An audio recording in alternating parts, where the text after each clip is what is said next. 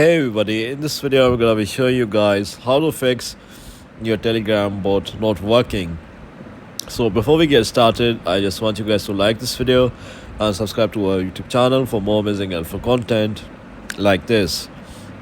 With that all being said, let's get started with today's video.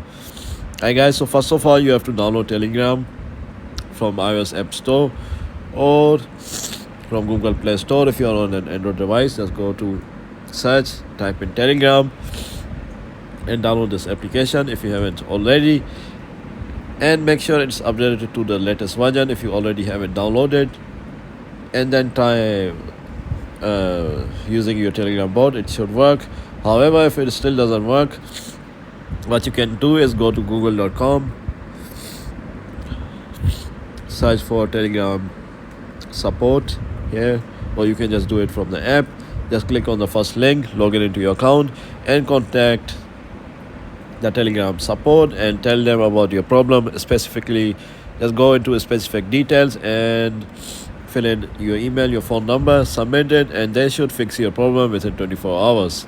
So that's about it, guys. If you found this video to be somewhat helpful, then thanks for watching, and I'll see you in the next video very soon. Peace.